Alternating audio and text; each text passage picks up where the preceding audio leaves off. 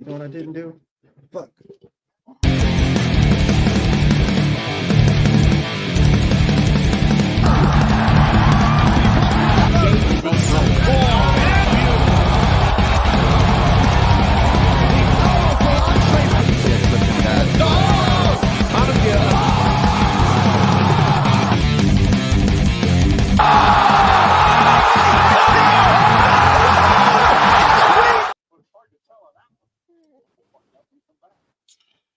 Good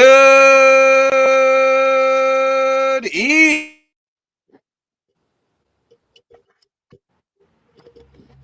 Uh-oh. Can we hear? Oh, wait. Yeah, Bobby, can you hear me? There we go. Good evening, fight fans. Welcome to another great Headkicks and Haymakers. The video then played, so that's where the intro messed up. You gotta love it, baby. Welcome to another great episode of Headkicks and Haymakers. I can't even pronounce the own damn show. It is our UFC 308 preview show. Man, this ought to be a good one. Headlined by Max Holloway and also none other than the featherweight champ Ilya Tapora. But before we get into UFC 308, we got to talk about PFL's biggest card last Saturday and the returning of the heavyweight king, and Francis Ngannou. Francis again showed that he can wrestle one more time. Showed that wasn't no fluke against Ciryl Gane. Takes down the El Problema, Hendon Fiera, and then beats him to a pummel on the ground and pound. First round knockout, and then just let the emotions pour out. This one was for Kobe, his son. The other that was the main story. It's kind of like, but now afterwards, it's like, what's next for Francis? Like, is it going to be boxing? Who can PFL match him up with? There's nobody really out there. And then you look at the rest of the card, kudos to Chris Cyborg. She gets a big win and is, legitimately everybody wants to, and I know they fought. So, Amanda Nunes is probably the GOAT, but Cyborg is probably 1B right now in everything that she's accomplished in her career. Paul Hughes, who I got wrong, had a nice win as well, beats AJ McKee. And then the underdog that we had no idea won was the other fight. And then Johnny Eblen had a nice, pretty much a dominating win over Fabian Edwards. Bobby, we'll start with you. Your thoughts on the PFL? Ooh, well, that's a loaded one. Let me let me take it back. What's up, mate? Let's first go down with the main event. Because I would assume that's what like 90% of the people were tuning in for.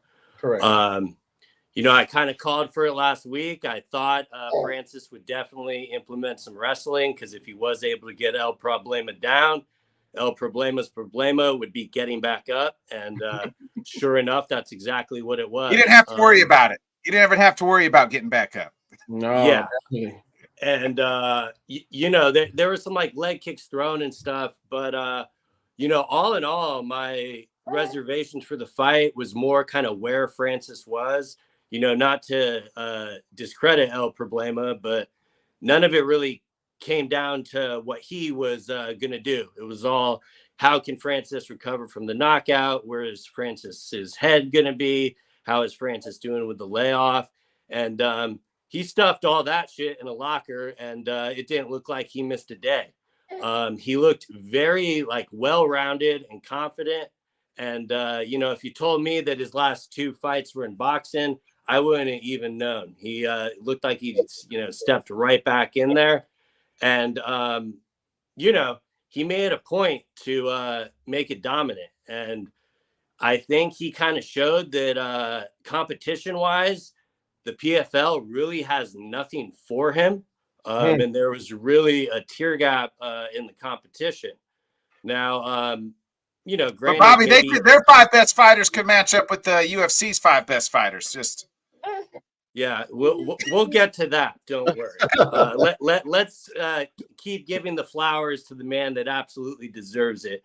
Because I was extremely impressed in the performance, and I thought he was relatively, not going to handle him with ease, but if he was able to make the fight of the walk, I think he was going to hold out there. It reminded me a lot of he just looked very calm the entire time. Like, I was wondering, like, is there anything going to like get going with the intros and stuff? I kind of thought the walkouts were a little lackadaisical. Definitely didn't see that Sphere budget, but that's kind of a whole nother can of worms. But when it comes I didn't see anything that matched the Sphere budget, by the way. Yeah, well, I mean, when it comes to the fight itself, he pretty much showed, hey, this is MMA. And I think the performance he had, it couldn't have gone any better for I'm back in MMA. Because, I mean, with all the next questions of what is he going to do next, I think it absolutely should be MMA. But, I don't know if they're going to really be able to go off their own roster or, wait for the heavyweight tournament that very few people care about to spawn his next opponent. But honestly, where I'm at with it is, in my mind, he's Floyd. I could really give a shit who the opponent is. Anytime he fights, I will be tuning in to support Francis, like, undoubtedly. Now, all that being said, I definitely have some ideas of where I'd like them to go and stuff. But overall, for the fight itself, I know some people were a little bit unhappy with the grappling aspect of it. And, I get it. But at the same time, there's a reason it's MMA and it isn't boxing. And, it was pretty clear when he got that takedown, El Problema was not getting up. There was that small moment where, he got the triangle in. I think that was a little bit, blown out of proportion because of his, jiu-jitsu background. Because, Francis adjusted and just pounded the fuck out of him. Big Dan, consistent as hell in letting people get beat the hell up. But yeah, he was done. I thought the fight could have been stopped a couple seconds before. But hey, he just let him lay there. It could have, but in that scenario, I'm more than okay with it because there's a lot on in that fight. But all that being said, I'm not sure what he was looking at because he was clearly out. But hell of a performance by Francis, and hopefully he can take the time because, like, keep in mind, he didn't even need to do this fight this year for the PFL. This is a commitment he made because he is just straight up a man of his word, and the sport would be a lot better off if there were more guys like him in it. So, whoa, we referring to famous people with a lot of money? That wasn't necessarily a shot at him. It was more a broader horizon of a lot of other people. Understood, brother. Understood. What's your takeaways here from like the Francis and kind of what you from the PFL in general on Saturday? So let's first start off with PFL, the spectacle itself. I don't, like when you watch award shows, we watch. I'm from that generation where at one time award shows meant something. You watch the BET Awards, you watch the MTV Awards. You might even mess around and watch the CMT Awards, the Country Music Television Awards. You might just. And the award shows would give you a gist of how great the artists were. This past year, the BET Awards was trash, apparently. I personally did not watch them. This is the equivalent of PFL trying to have an award show, very much like the MTV Awards, but it ended up being the VH1 Behind the Music Awards. I think that they needed to spend more money on production value. There was so much going on that I think that they could have attended to, so many people out in the audience that they could have highlighted, that they could have spoke with. I think they missed the opportunity to do that. The people at UFC get paid the money they get paid because the production value is crisp, it's clean, the transitions are great. The people doing the interviews and the crowds are awesome.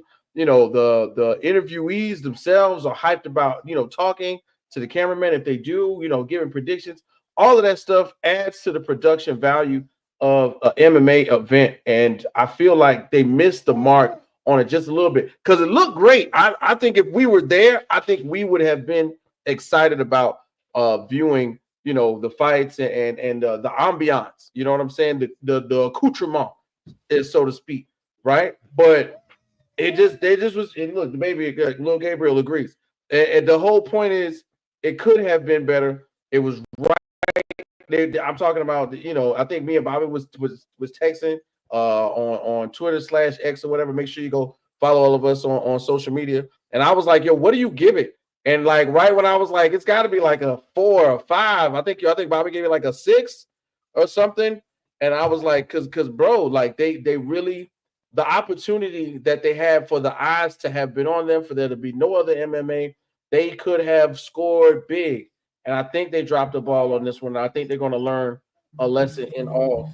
But in terms of the fight, the main event, bro, I don't know if there's very much ever else that's going to touch you in a fighting ring. Like, I don't know where, you know, we got a lot of viewers. Shout out to all of our viewers. Shout out to Bodkin's friends who retweet the show all the time. Shout out to Bobby's friends who retweet the show all the time.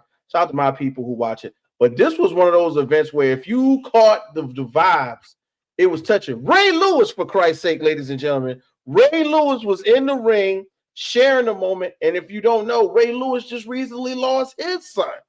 I was like, this is amazing in terms of the connection that they want to make to the general public, that this person who they're going to Ronaldo was in the bat too. Yeah, Ronaldo, part of the team. It was a connection of stars that I think that literally the PFL missed the opportunity to grasp. Does everybody feel this? Does everybody feel Francis? Does everybody knows what's really going on? And it would have hyped it up a little bit more, especially when he won, because I was like, yo, I don't think I'm gonna beat anybody's ass if Ray Lewis talks to me before the fight. You know what I'm saying? I'm knocking everybody out. But in terms of just the fight itself, man. Once again, Bobby hit the nail on the head. Francis didn't look like he lost a step. I don't think that, even though El Problema is a bigger guy and is stature-wise larger, I don't think he's even on Ngannou's level. And it was kind of proven like that. You know, we've seen really big fighters, really tall fighters go down in a myriad of ways. And this just adds to the list. I can't think of the guy's name that I'm thinking about from the UFC. Really tall, not Gustafson, bald-headed guy. Volkov, Alexander Volkov. There's another one. He was young. He was like 6'9". Steven Struve. Sorry, yes, Steven Struve was huge compared to that. But when he got in there, you know, his skill set just didn't match up to the people he was fighting. This was one of those times when Francis is just all over willpower showed.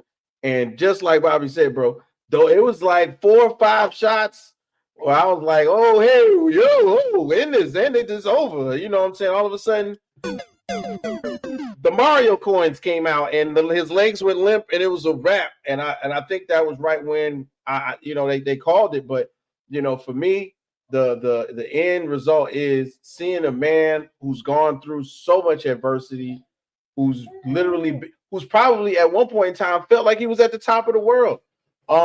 And to see him literally give himself up vulnerably to the millions, the hundreds of thousands in attendance, people watching, people streaming, and cry out there. I think that was deep.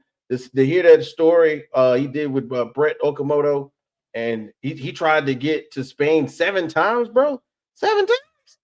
That's like, I mean, adversity is Francis Ngannou's middle name, and he has truly transcended each and every obstacle. And I'm proud to say that I'm a fan of his, and I'm actually excited to see what they're going to do with that PFL Africa, because had he lost, it would have been a whole nother story with PFL Africa. But because he won, they're gonna hype that up. So one more time, hand claps to Francis Ngannou on his win in the PFL Saturday night. Yeah. I don't really have anything other than to add what you guys have had. Other than, I mean, Francis is his life's a movie. I mean, he's a bona fide hero. something special. Bobby, you had some thoughts on Paul Hughes and Don Davis. I'm gonna let you go ahead and cook for a second on all that. Yeah, for sure. One last, what I ended up tweeting about the fight was fight 7 out of 10, production 0 out of 5 or 0 out of 10. That you know, especially for a pay-per-view, I think that's why I was so harsh on the production. But let's be positive for a second, because big news, Paul Hughes completely delivered. I was very high on him. I picked him to win. I thought he'd win, but I did not think he'd have that much success. Almost got McKee out of there in the first round. He was that close. Like I literally thought AJ went out when he hit him there. You know, he kind of seemed to gas in the second round, which he kind of admitted to in an interview, but he also said he had a very bad camp. So the fact that he looked that good with a bad camp, yeah. Just imagine if he had like a full solid camp. So I thought he looked fantastic. I thought the call out of Usman was on point, and that kind of brings us to the crossroads and the problem we're at, because this isn't even just for Paul Hughes. You can apply this to the main event. You can apply this to the co-main event, like Cyborg, Francis, Paul Hughes. Who are they fighting next? And this is PFL's biggest problem. Like for the Paul Hughes aspect of it, you do not put him in that stupid tournament. You might want to earmuff the kid too, because I might say something inappropriate, but it'll be all right. You can't hear. So like pretty much like him calling out Usman then coming out today saying that he'll probably be in the UFC in the next 2 years. I don't know how you fuck this up and not book that fight next. I mean, Don admitted today they have no idea what they're doing with the future of Bellator. It all kind of seems up in the air, but it would be a travesty to send him to the PFL tournament. Like that is just like, hey, let's take all the air out of this win. Because a lot of people were just expecting him to get handled. They're like, oh, this is way too big of a step up. You know, what are they doing? For once, it actually worked out for him. And if they put him in that tournament, they're just going to undo all that like that. With Cyborg, what's next for her? Honestly, I think they should do a rematch, because there is absolutely nobody else for her to fight. Like point blank and simple. Like, and don't even get me started on the Francis side of it. That, like, if that fight showed me anything, again, I will still rewatch it or watch them if they're coming up. But nobody in the PFL has anything for him. Like point blank, period. I think if they want to do something big, you get in touch with one. They're always talking about how, you know, they're the co-promoter. PFL, obviously. One doesn't say that shit. But, you know, I know Anatoly, the triple champion, their heavyweight champion, has a fight coming up. I expect him to win that. And that is the MMA fight I want them to book for Francis. Like, that would sell it. Give me that 1,000 times over some, you know, modified kickboxing or something. No, I don't want any of that.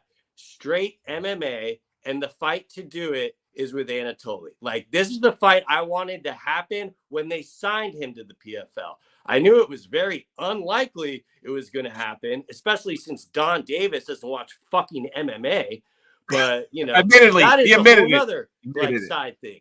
But before Don Davis did this interview and all this stuff happened, like on Saturday, some stuff started tweeting about a fighter being in a coma from a weight cut, and that, you know, PFL had issued a gag order. I've seen some articles use that word, others saying they weren't want to comment.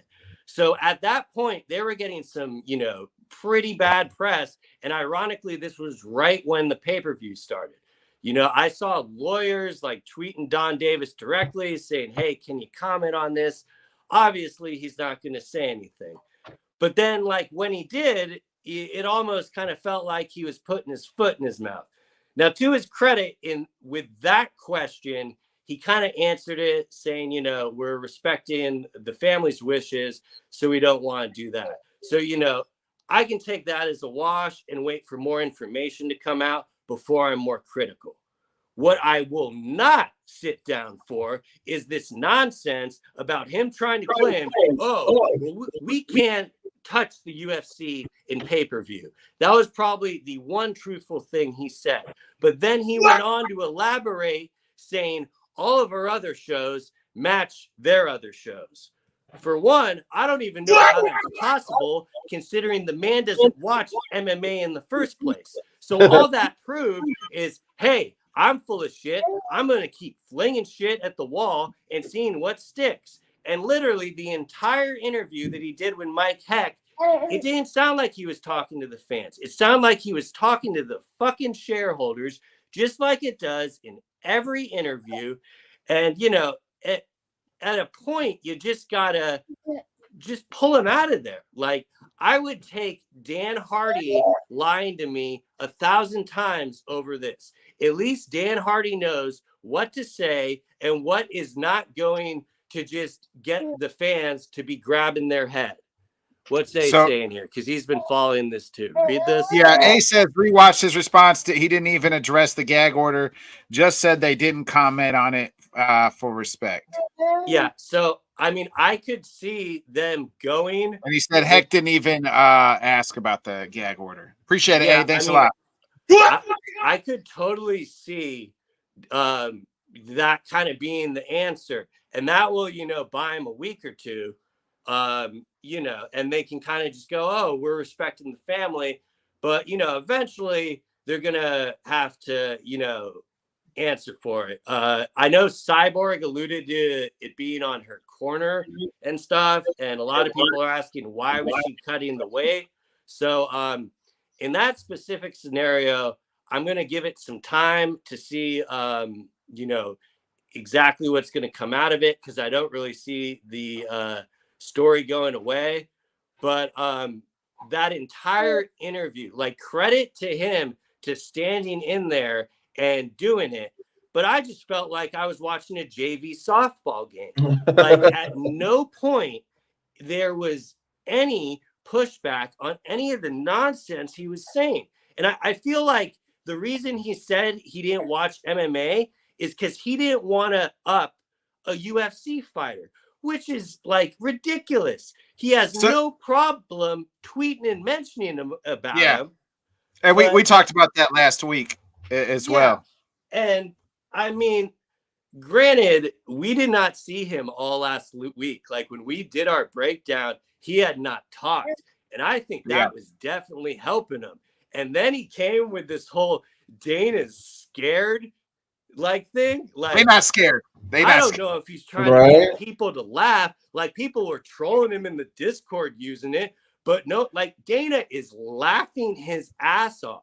Stuff like that is just like proof that he'll never be able to touch him. Here's what I said, and we'll to kind of wrap up the end up, and we'll go into the UFC 308 real fast. I said this before. Don Davis and really Tony Khan. I'm a wrestling fan too, so like, and he has the same problem. Tony Khan at AEW and Don Davis have the same problem. You are the smaller promotion, and it's okay that you're the smaller promotion. You're the newer promotion. Do not compare yourself to the organizations that have been around for 30 years. WWE case longer than that. Don't compare yourself. Don't even, you can maybe compare yourself. Hey, we are only 5 years in. This is where they were, we were. Don't even compare yourself. Don't even talk about them. Don't mention them. Promote your product. Promote your best. Promote your best. Say, I feel like, hey, we got the best. These are our best fighters. We feel like we got a great match tonight. You know, we got the, Francis Ngannou, who knocked down Tyson Fury, who's held world titles and other promotions. We got Chris Cyborg on this card because, promote your people. Don't ever speak about the other people. Like, unless somebody asks you a question and then you just say, hey, I think they got some great fighters, but I'm not focused on other fighters or other promotions. I'm only focused on putting the best fights I can here, and I'm watching other people, other organizations. I'm trying to bring the best fighters that I can to my organization. This is what I have to offer. That's what you do. You promote your organization and build from within. And you're not trying to compare yourself to an organization that's been around 30 years, who is a stockholder. First of all, they're stockholders. That's how big their organization is. They're on the damn stock market, so like you have no backing, and you can't hold a lighter to them. So don't compare them. That's where you get in trouble, is when you're trying to compete. Don't try to compete. Just promote your organization. Try to do the best that you can in promoting your product the very best that you can.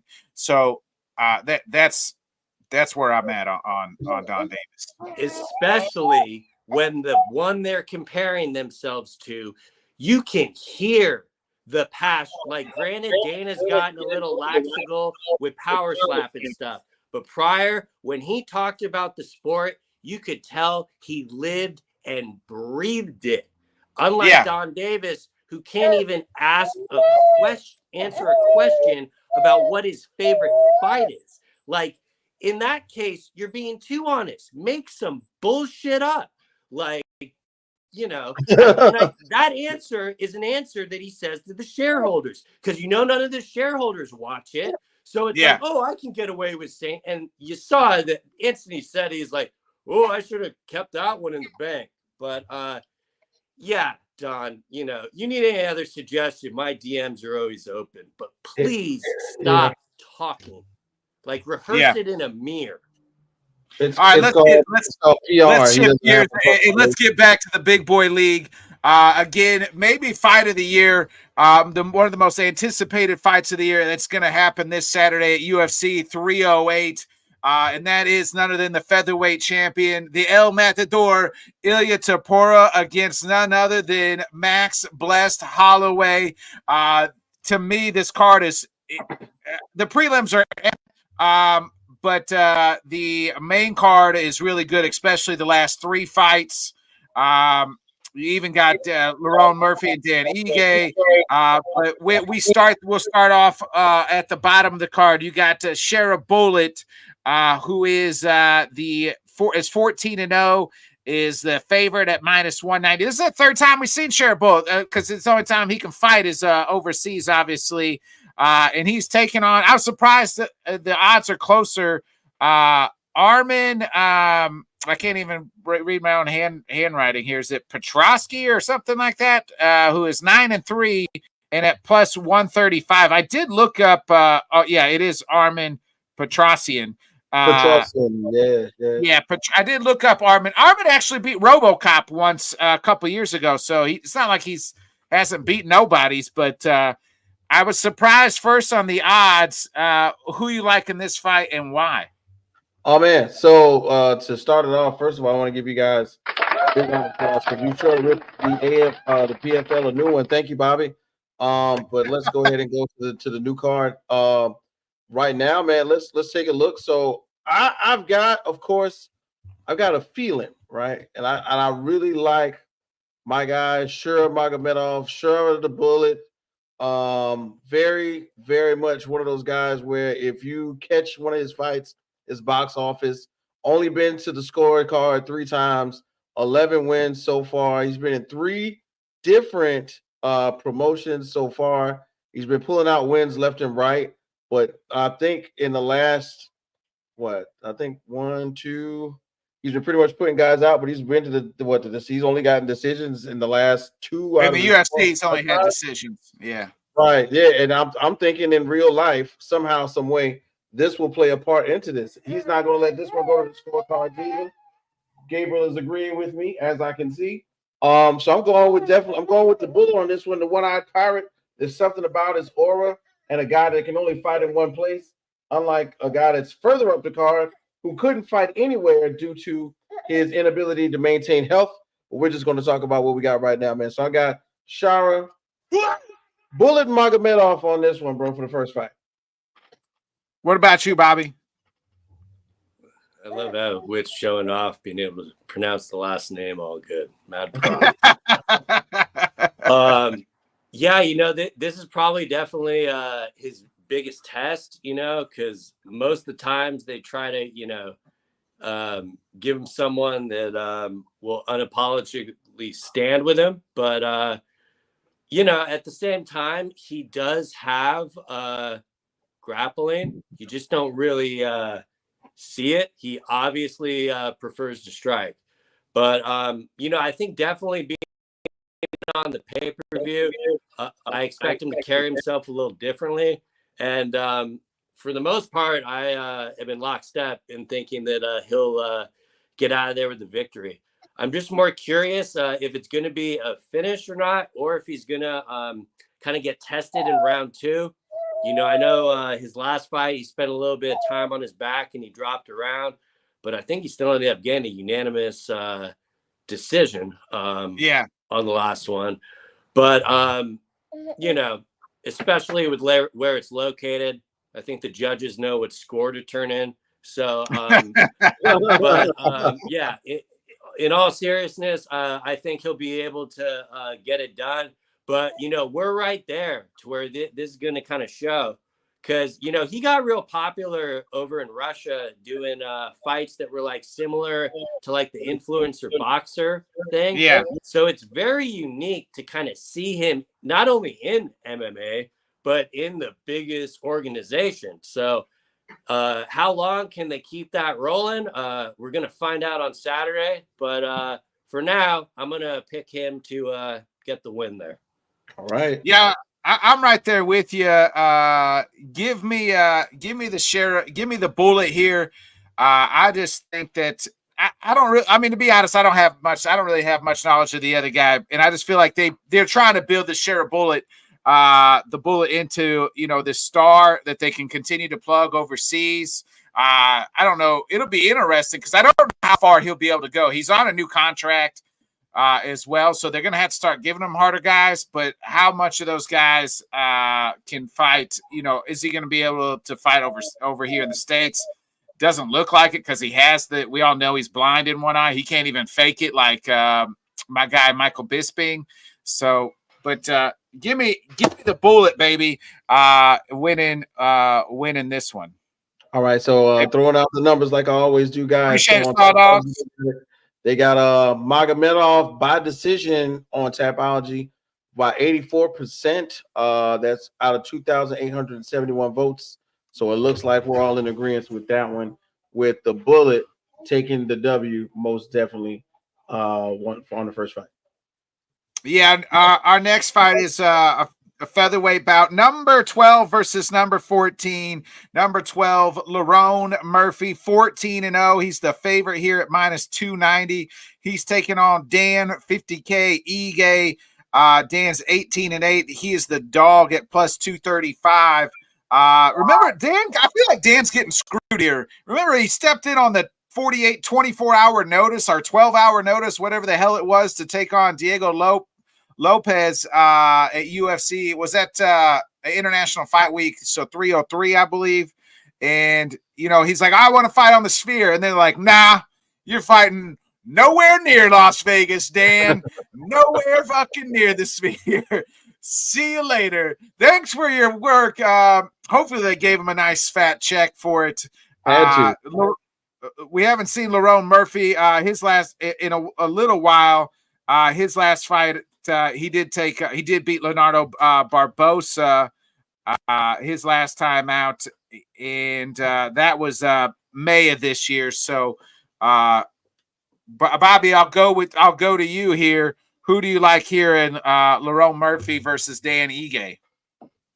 So on top of them giving Dan Ige the stick, they said, "Hey, fight this crazy undefeated prospect." And that's why we love Dan Ige. He's like, yeah, give me the contract. And that is a very intriguing fight.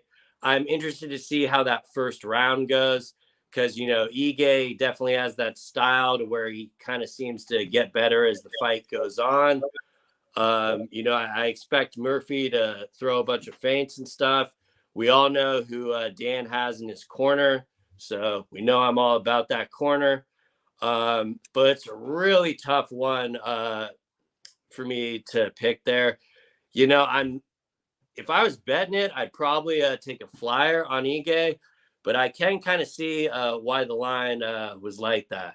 Now, granted, correct me if I'm wrong. The last Murphy's last fight was at the Apex, right?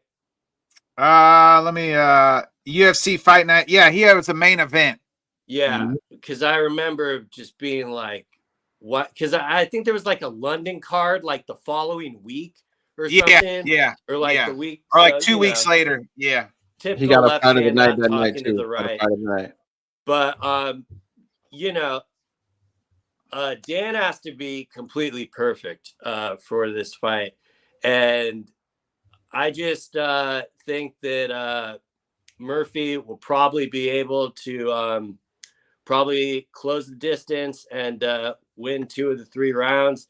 I would expect this to probably go to a decision. Kind of surprising myself here because I had a feeling that I was immediately going to pick Dan Ige. But the more I think about it, I think I am going to be going with Murphy to win pretty reluctantly. But I think that's what might end up happening. I hope I'm not completely wrong, but it would be great to see Ige get the win here. You know, he said on Embedded, he's already gone home from Abu Dhabi with an L, and he doesn't want to have that feeling. So he's going to be hella motivated. And, you know, let's just see what will happen. But I think I have to pick Murphy here, unfortunately. Go ahead, Whit. Man, all right. So, like I always do, boys, you know, we got the heart and the head with this one, but this is a tough one. For me, I gotta be honest. I got a chance to watch that Lerone Murphy fight, although it went to the scorecards. He did get UFC Fight of the Night. Got that 50 grand fight bonus. It was crazy. He looked incredible in that. Yeah, I was about to say, to me, and that was like, you know, sometimes you just. And it was the main event. So it was one of those days I was like, all right, man, who is this guy? Let me just stop and watch it. It caught my attention. He kept the pressure on. He's not too much of a back down fighter. It wasn't as if I was going to go to sleep. Y'all know me. I got sleep apnea. If the fight's boring, I'm going to sleep. But it showed me that he's got the heart. And you know, Watkins knows. Bobby, you know. The UFC fight makers are those guys are sticklers for putting stumbling blocks on great fighters' ascensions. Dan Ige showed us exactly who he was on his last bout, put his heart on the line, didn't care, signed the contract, don't matter who it is, where it was, whatever. And now they put Lerone Murphy in front of him. I don't know, man. It's kind of one of those situations where this could be Lerone's night. And we just gotta, you know, pay attention to it from now on, because if it's by decision, if he beats somebody like Dan Ige, that puts the division on notice in my mind. Right now, Tapology's got it 80% to 20 out of 2,947 votes. We got Murphy by decision. But the majority of people that voted for Ige got him winning by knockout. So I'm rolling with Murphy on this one. I'm gonna keep it 100, and I'm thinking it's gonna go to the scorecards again, but he's gonna keep the pressure on just enough to go ahead and get to the money one more time on a big pay-per-view out in Abu Dhabi, where the money flows like oil from the ground. I think this could be a fight of the night type thing, really. Like, other than the main event, I really do. Like, I think the main event could be fight of the year type caliber, which we'll talk about here in a minute. But this fight, to me, it's got fight of the night. Like, I think this could be a fun one. I think you're gonna see I think you're gonna see a lot of standing and banging. Both these guys love to stand and love to throw them hands.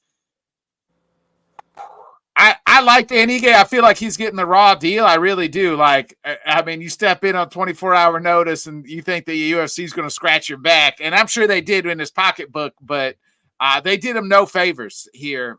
Lerone Murphy is a very good up-and-coming prospect. And I don't even know if you're really a prospect when you're ranked 12. I'm with you guys. We're all three again in step with Lerone Murphy. Mm-hmm.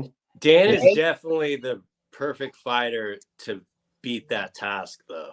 So Yeah. like, that's why it was so like, I don't even like feel that good about the pick, because how he could definitely be the one to give him that out.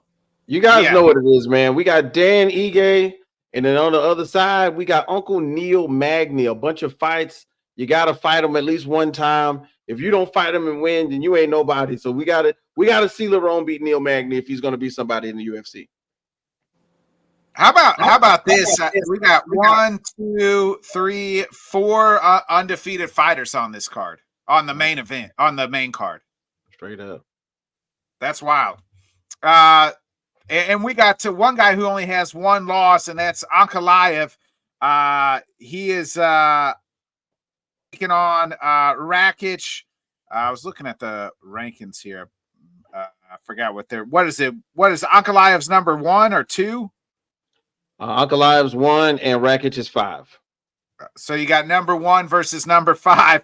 First of all, before you even pick this fight, what does Ankalaev got to do, Bobby, to even get to a title fight? Because he's even come out and said, like, if I don't perform well, they still might skip me. Oh, man. And if they're telling him that, like that draw with Jan Blachowicz with the title on the line, that got like salt in Dana's wound or something. Like, yeah. I mean, it has got to be. It's like Dana just wakes up pissed off every morning. Yeah, well, you compare it to someone like Khalil. Like, he knew what time it was. He's like, oh, I got a title shot. I'm gonna fight for the fucking title. Mm-hmm. Where like Ankalaev, that whole fight is like, well, I'll eventually get something going. And then, then he's dumbfounded. It was a draw. I personally think he lost that fight. A lot of people tell me I'm crazy, and I thought he won. I thought he lost that fight. So actually, I watched the first 2 rounds. I fell asleep. So I fell asleep. And then I woke up in the 5th round, and I was like, "What the fuck happened?" Because and then they're like, "Oh, it's a draw." I'm like, "How the hell was that a draw?" Because I had Jan Blachowicz win the first 2 rounds. Like, I didn't understand it. So all that being said, I was very clear after the Roundtree fight that I want Ankalaev to be next. I think it's time for that. I think Potent would do fairly well with him. I mean, people like tout him like he's some like unstoppable wrestler or something. That he has some grappling in his game, but not like the Khabib grapple like heavy set like style. Yeah. Mm-hmm. So I don't know. Like a big part of me says, Ankalaev has heard the criticism because those words are coming straight from Ali. So Ali was extremely blunt with him in telling him what he wants to do and probably looking for him to show some action. And that is the biggest reason I think this actually might be a fight. Because if it was just like, okay, Ankalaev is just going to Ankalaev, it would be pretty obvious to me that he was going to win. But, he with the added pressure put on him, I'm curious if that is going to affect him or not. But at the same time, I think he knows that this is his last opportunity and he's going to put everything into this performance. So that being said, I think this fight will end in a draw. A draw? No, I'm straight clowning. I got Ankalaev winning, but don't be surprised if it's a draw. bro. What's your thoughts here? So Bobby, if he wins though, does he get the title shot? The door prize. If he lays on him for 15 minutes, I doubt it. If he goes out there and knocks him out, then yes, he's got to have a finish. He's got to be thinking if he knocks him out, I would love to see the UFC's excuse for why he's not getting it. You know, I want Ankalaev to treat this fight like Finney on the Contender Series treated it when he came back for the third time. He made a all or nothing, baby, all or nothing. Yeah, it's like, I'm going to show your stubborn ass. So that's what I want to see from him.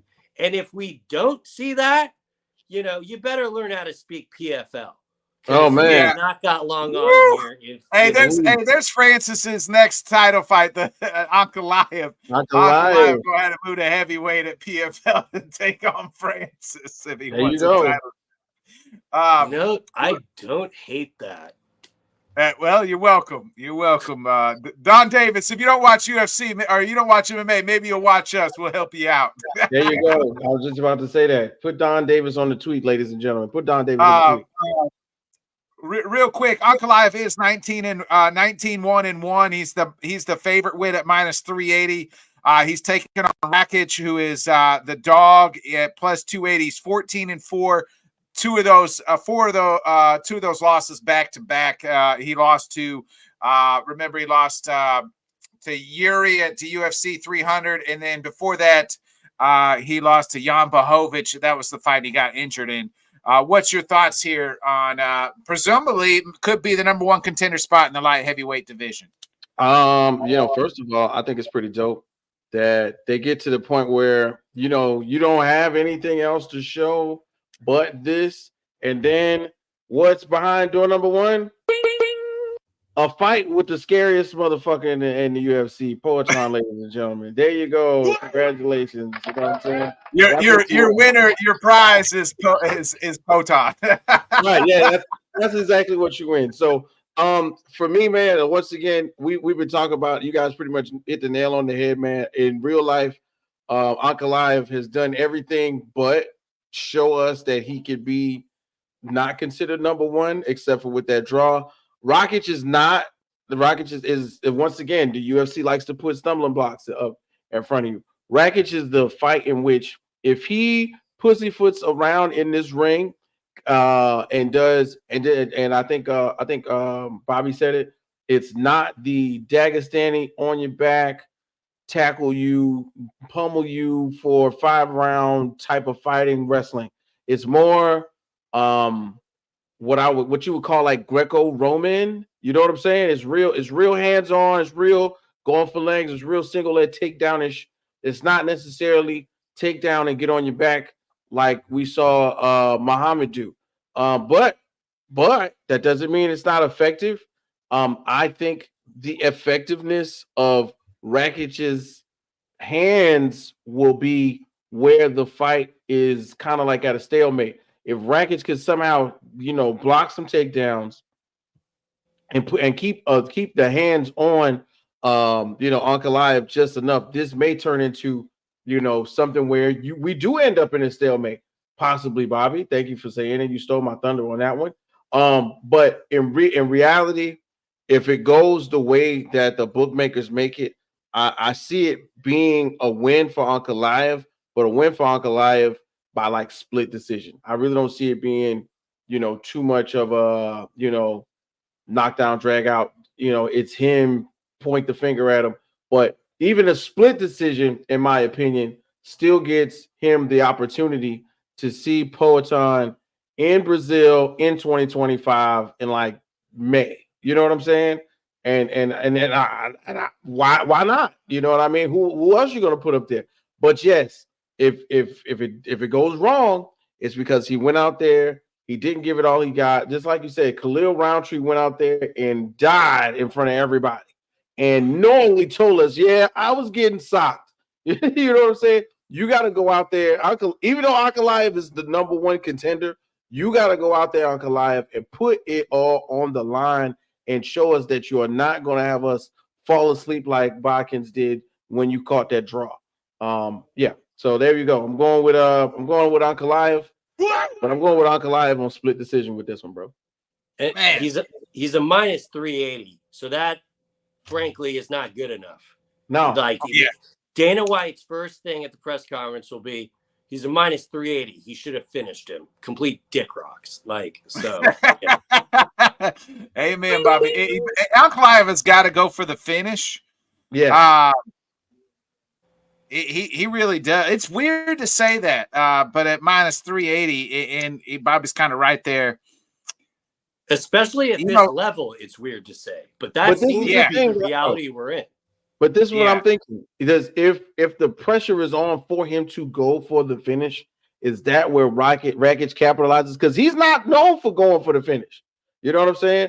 But is that where Rakic capitalizes, catches him off guard, maybe hits him with a hook or something and gets him on the ground? Who knows? I think that is a possibility. More so. I do too. Go ahead. I do too, actually.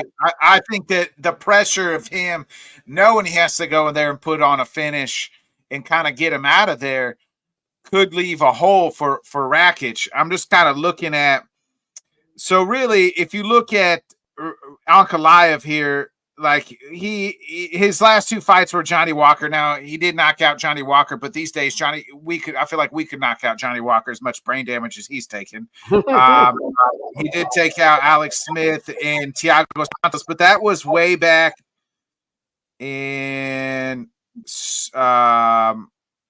so really, he knocked out Anthony Smith in 2022. Before that, he hadn't had a knockout until he knocked out Cutabella. Anthony Smith, but you knocked out Anthony Smith. I don't know. Hey, and I'm looking at Rakic here. He does have the two losses: unanimous decision. He lost to Otis Meyer as well. He did have a TKO back in 2019, so he hasn't had a finish in 2019 either. So, see, this is what I'm thinking about right here, right? Yeah, trying to strongly encourage him. But what if he does? That's like saying, "Hey, Kareem, go play basketball, but do everything except for take a hook shot." Kareem is known for taking hook shots. If you make him do anything else, it's not his forte. That's where you mess up. That's where you get caught slipping. That's where your jaw is open and Rakic lands one and puts you on your face, and then you get TKO. We saw Yuri finish Rakic. Now, according to Rakic, he had staph infection, was in the hospital prior to that, like earlier that week. So there's a lot of stuff, and he still went out there and fought. So I'm going to go Ankalaev. I'm going to go Ankalaev by decision here, I think. Yeah, so I'm thinking split.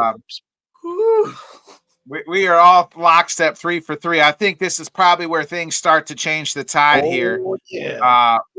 We get into I forgot this was a 5-round co-main event. I don't think it is. Huh? I believe it's 3 because it's 5. They got 5 on there, bro. Because they were asking media today, and Robert Whitaker's like, "Why would I fight the other 2 rounds if I didn't have to?" And is he saying he's going to knock him the hell out? I think it's 3 rounds to protect Chimaev. I thought it was 5. Everything I've read is 5. It's 5 on I think the too. initial fight that got canceled, that was the main event. And I think a lot of people assumed that this would also be a 5-round fight. But I could be wrong. But I just listening to the media, it sounded like it was 3. I thought I heard today it was 5 rounds. Yeah. I don't know. Maybe the chat could look it up. I'm looking it up right now because that could change the way I pick. Right. Oh, it completely does for me. Yeah. We got A says it's 5 on Tapology. It says it's 5. Yeah. I think you're the only person, Bobby, that says it's 3. That's why you don't do bong hits with your coffee, I guess.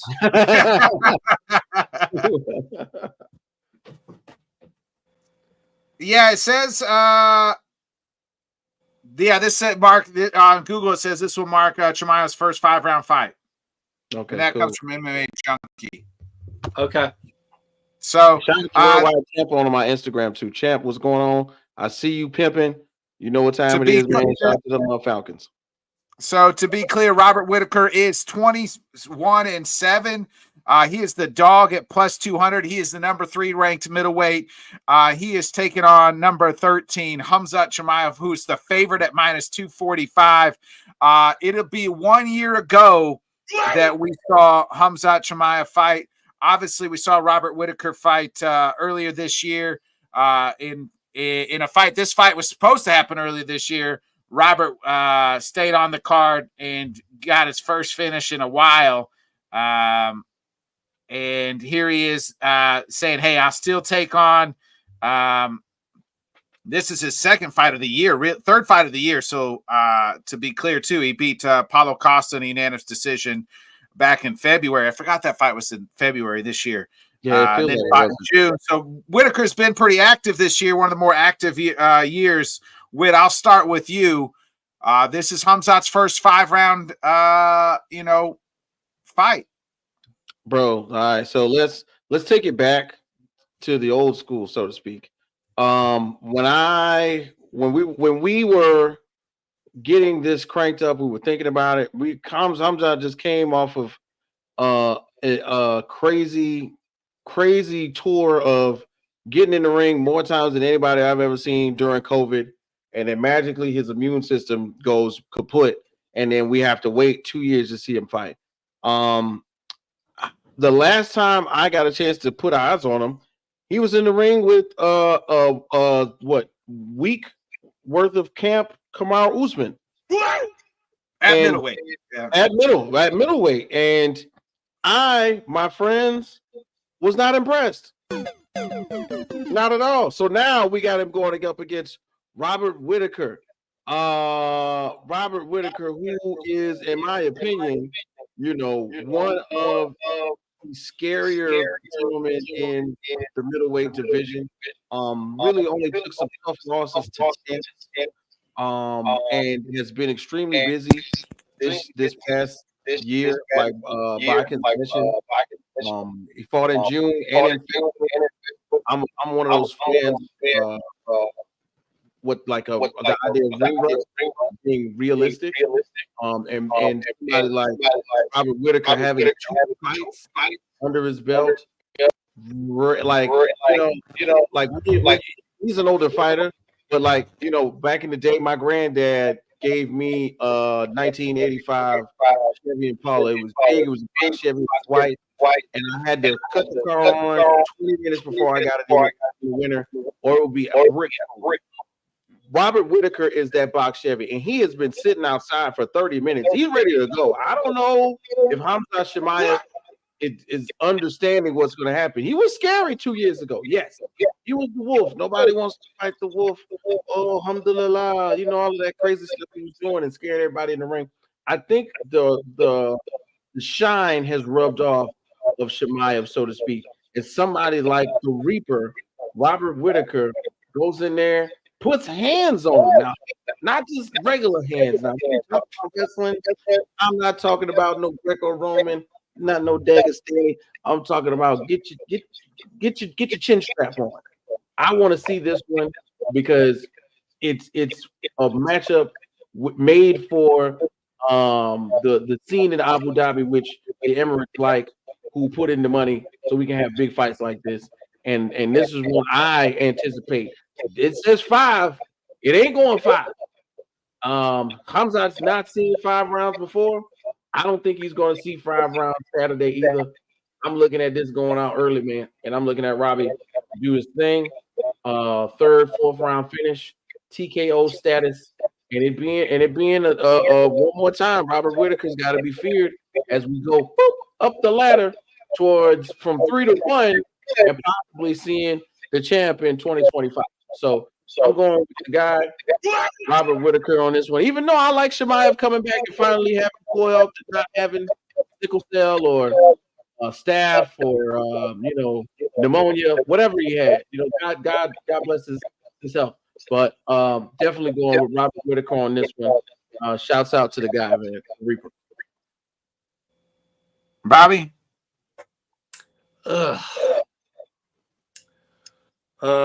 so that's kind of where I was last week. I thought, Whitaker's been far more active, and he's pretty used to being at middleweight, and he's looked pretty damn good lately. I think he's definitely had, ever since that Dricus loss, he's had quite a resurgence there. I was blocking this fight out for a good 2 months because, with everything going on with Chimaev, you never know if he's showing up. Even today's Wednesday. I won't believe that he's fighting until he's in the octagon on Saturday. Yeah. So all that being said, the things I wanted to hear from Chimaev, I actually heard. He sounds completely humble now. And he hired a nutritionist, and he still has some of the same training partners, but he brought in certain people. I think a big part of his problem was overtraining, and the sickness would be because he tried to train through it and stuff, and then his body would just shut down. With all that stuff intact, and with them honing in on what he's good at and his skill, I think this could be a very scary fight. Like if we might actually get that Chimaev from the COVID days and stuff like that. So but that being said, Bobby Knuckles is looking more than tested. It's really going to go how that first round goes. If Whitaker gets out of the first round, how will Chimaev look in rounds 2 and 3?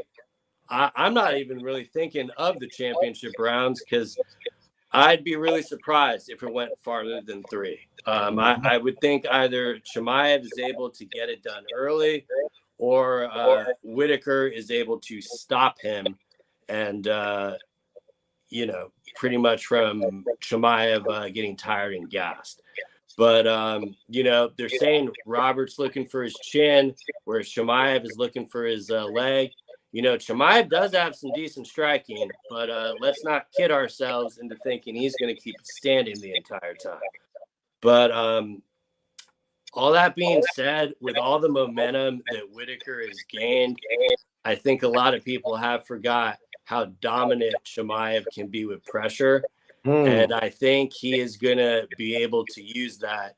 And for some reason, I cannot get that Dricus loss out of my head when it comes to this Chimaev matchup. Granted, Whitaker makes changes every camp, so he's obviously not the same fighter. But that is why I'm leaning Chimaev. And I'm pretty surprised because the last 2 weeks, I figured I'd be picking Rob on this. But I think Chimaev is able to get it done in the end and get his hand raised. How that happens, I'm not sure, but we'll see. So I just want to throw this in there real quick, Marcus. I'm gonna let you go. I think at one point in time, like Dricus was a conundrum or a question mark. Nobody knew until how good he was until he beat somebody like Robert Whitaker.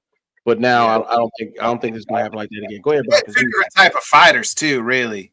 You know what I mean? Like DDP and Hamzat. Yeah, two so the last time we did see Hamzat was against Bad Knees Kamara. And if you remember, Usman won that 3rd round. And everybody's thinking, man, if there was just 2 more rounds, he probably wins. This time there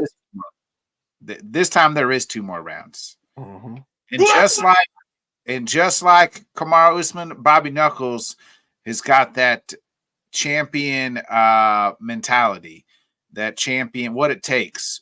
I'm like you guys. I do think this goes. If Robbie can withstand the first round and a half, the blitz that we know, Hamzat comes out just from the gate. Shit, even against Gilbert Burns, he was gassed in the 3rd fucking round. In their fight, if you recall. Now this is a little different. This one's at 175, 185, not 170.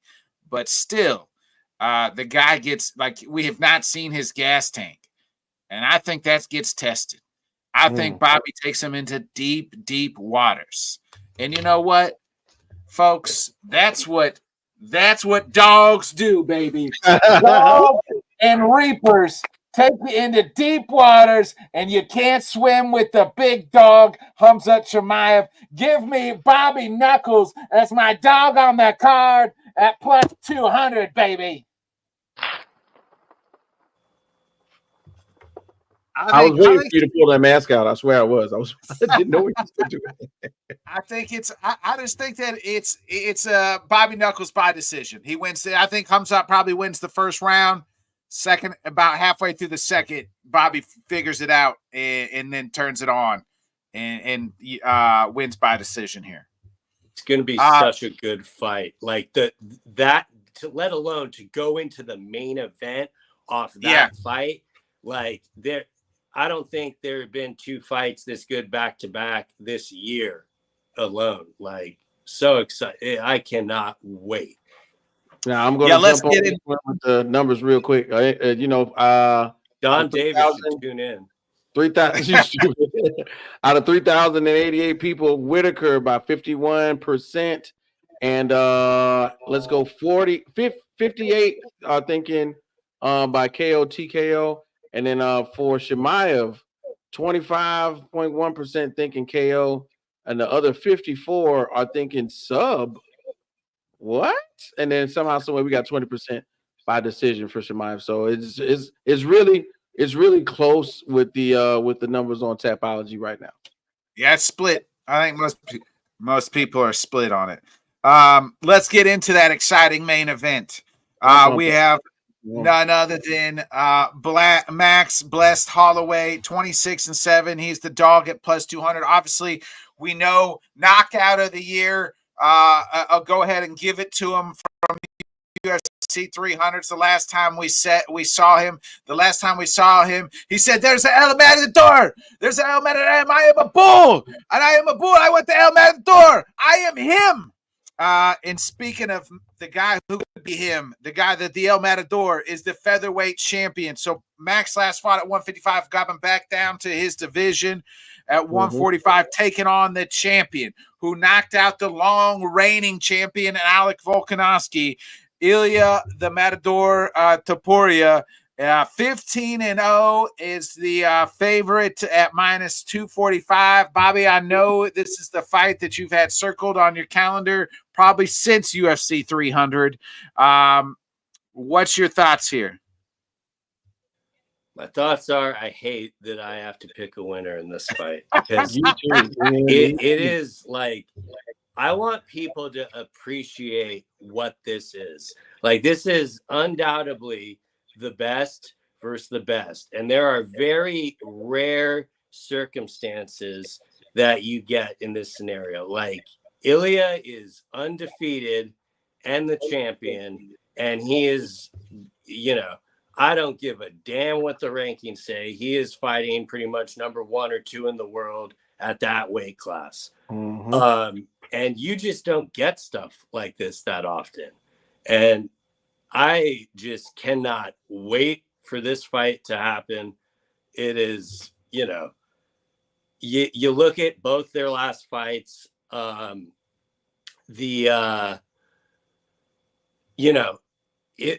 last fight with Ilya was in California, and he heard the boos because, granted, this is the time that Volk was everyone's favorite. Volk had his coming out party. They knew who he was. He walked in there, took those boos, looked confident the entire time. And I understand that his personality rubs people the wrong way. Everybody. I think people are just not used to seeing someone that is this confident and can also back up their skills. Like Max, alluded to it. Oh, he's just a McGregor wannabe and stuff like that. Those comparisons only get brought up when you're on that type of trajectory. And, Max had the brilliant call out at 300. And at that point, I didn't care about the UFC 300 main event. All I was thinking about is, when are they going to make this? Hell, I don't even mind that this shit's in the desert. That would normally bother me. I don't care where it is. Just get them in there. they're going to do all the work in the cage. And, you know, breaking it down, it could go so many different ways. Like Ilya's power and his quickness is just so interesting. Like watching like him doing the pad work. Granted, that doesn't translate inside the cage, but it's really fun to watch. You know, with Max is very good at putting out output and finding ways to adapt in fight. He never fights the same fight. You know, he's always adapting.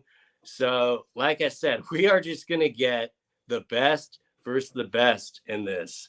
And if there was one fight to watch this year, it is undoubtedly this. Like if you told some of your friends to turn into the Sphere because it was going to be cool, and they're like, what did you have me watch?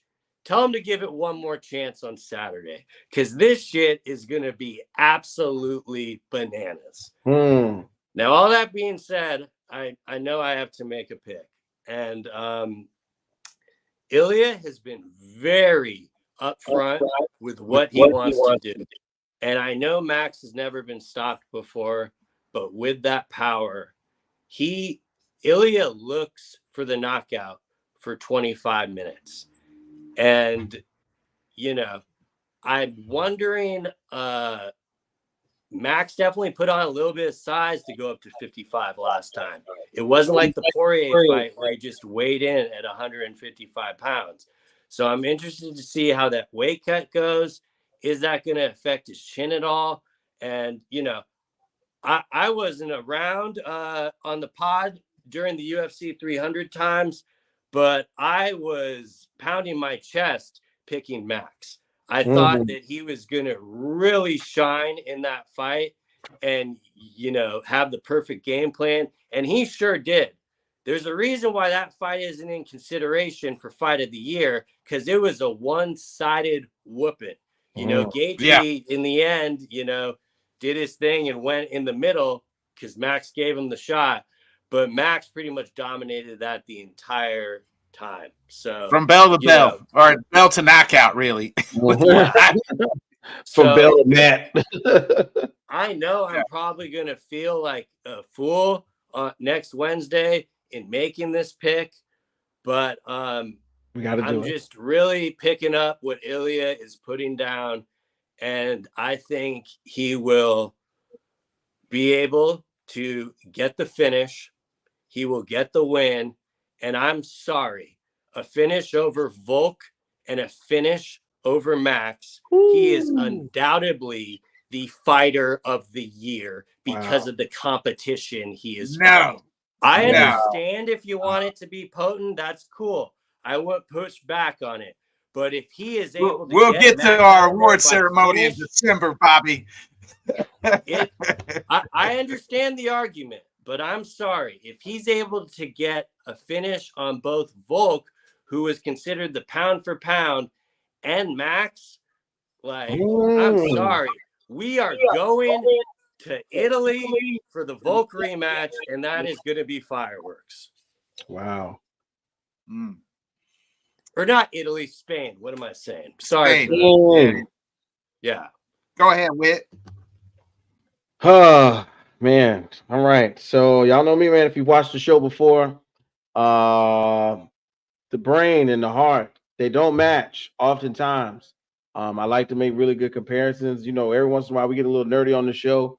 So, like, I got a chance to watch some interviews. The Brett Okamoto stuff was pretty cool with Ilya.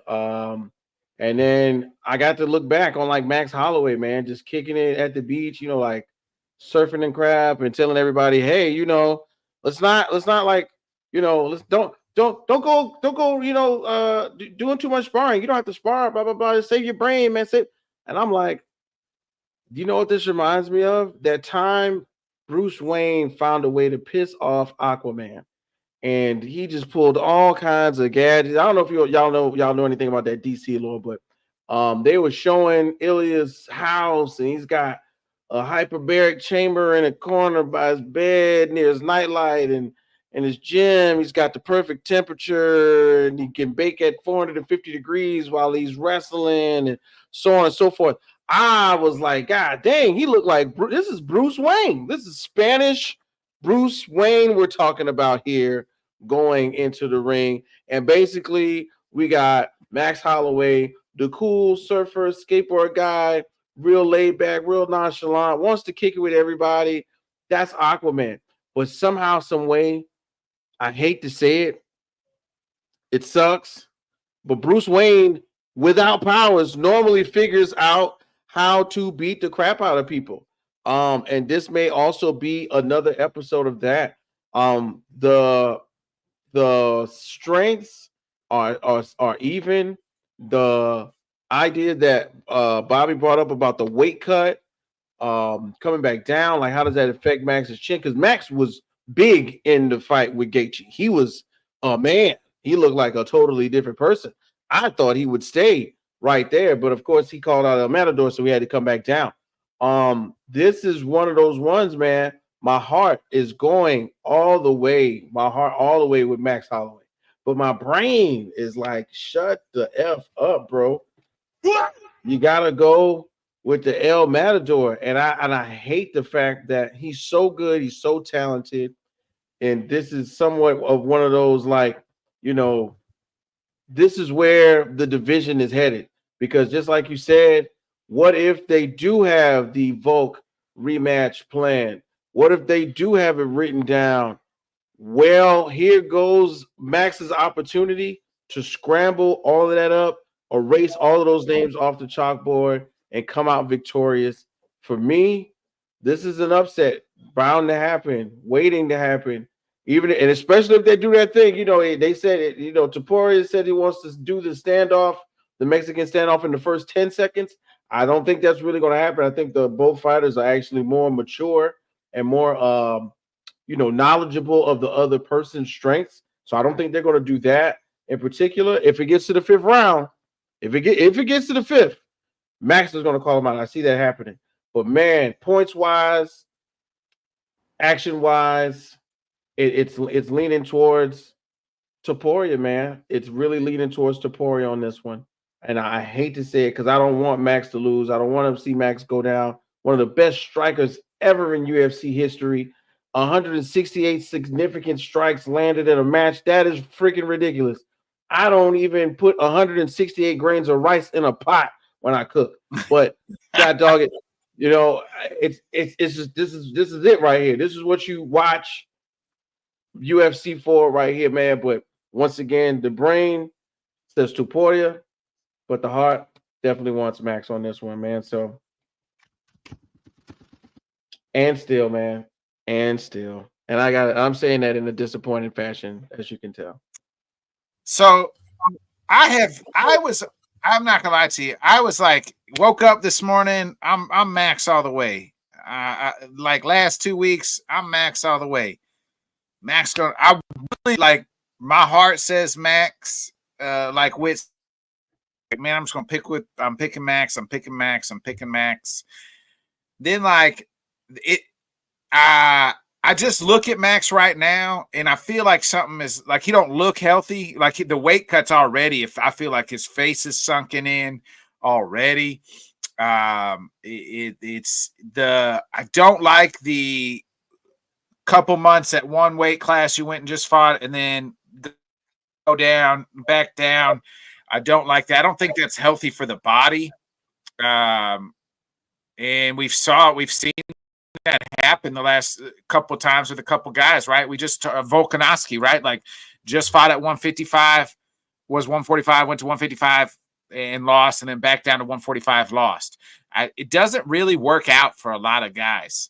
In fact, it doesn't. I don't think it works out for really anybody that's trying to go between two weights. Usually at one point in time, they kind of, I guess it worked out for Henry Cejudo somewhat.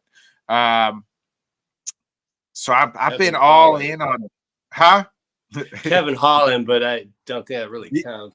Yeah, it doesn't, not elite guys, elite guys. And Kevin Holland, it seems like every time he fights at 185, he's been it doesn't matter. I was all in on Max, and I just want to point this out. I am on a cold streak when it comes to picking the UFC main events on these pay-per-views. I looked at it this morning and I was like, man, I probably haven't picked the last main event I picked right on the pay-per-views was way back at UFC 303. I picked Alex to beat Yuri. I think other than that, I don't think I was on the show then. I think I've gone cold. I picked 299, 300. I was right, but sorry. Yeah, so I've been cold. I haven't picked one right since UFC 303 on the main event. So I probably should have went first and gave you guys that information. But sorry. Something's got me here. I'm going and still UFC featherweight champion of the world,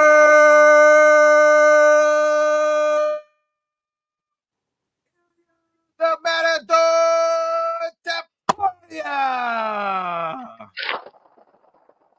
I think we see Max get knocked out the first time in his career. Whoa, knockout, bro! God dang! Oh, man. What? I'm probably wrong. I've been wrong. Like I said, I'm on a cold streak. So, yeah, I thought you set that up to be like, I'm on a cold streak, but fuck that. I'm rolling with Max. And I was like, like, give it to me. And hey, mate, you know, a lot of the times when we all agree on something, we're completely wrong. We're completely freaking wrong. So, you know, like I said, I kind of want to throw the picks aside and just appreciate the you know, once in a lifetime unique fight that we're getting from these guys. And, you know, there's no way that this shit doesn't deliver. All right, guys, y'all know me.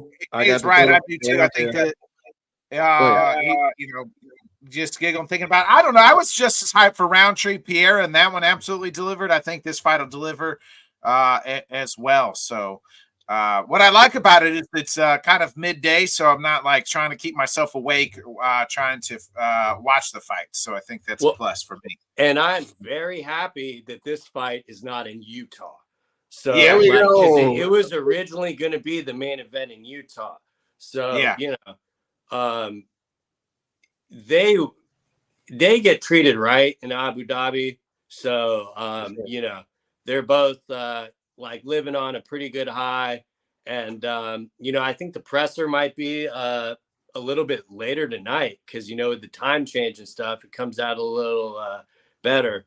But I mean, my hype levels could not be higher for this fight. Like, and I was intentionally trying to like not to look at the media and stuff. But the second I watched that countdown, it was like, oh, like if you're gonna get one pay-per-view this year, this is definitely the one. Yeah, this will be a. Oh, well, this will be a good one. Throw the numbers out. Y'all know me. But this will be a fun one as well. Speaking of fun, we'll have some more fun next Wednesday night right here again for a new episode of Headkicks and Haymakers, 8 o'clock Central, 9 Eastern. We appreciate everybody in the chat. So make sure you like, subscribe, share. I'll be back Sunday morning for my morning dump show I do with my guy Johnny Cruz. Plus 8 o'clock as well that night. So press conference in 10 hours. Thanks, A. Plus Sunday night we do an NFL recap. You can catch all that right here on this if you like and subscribe. Other than that, folks, be a friend, tell a friend. We'll be back next Wednesday for a new episode of Headkicks and Haymakers. We'll react to everything UFC 308, and maybe it's and still. So and new. Let me ask you before we got here, if you're Alexander Volkanovski, who are you rooting for? Volk is definitely going with Max. That's an easy one. Volk is going with Max. I considering he gets the title shot either way, I think he would much rather prefer Max. However, I think the competitor in him wants it to be Ilya, Yeah. And you know, I think Volk would take that fight in Spain. I know he's trying to get Ilya to fight him in Australia. I think that's more just old man Volk trolling because he knows that ain't happening.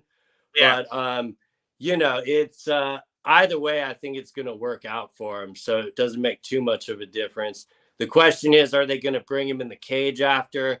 I would argue, give this moment to whoever wins this epic war. I'm going with you on that one, B. Straight up and down. The thing is, he's going to go with Max to win friend connection. But if Max loses, he's going to want to rip Toporia's head off in Spain. I like it.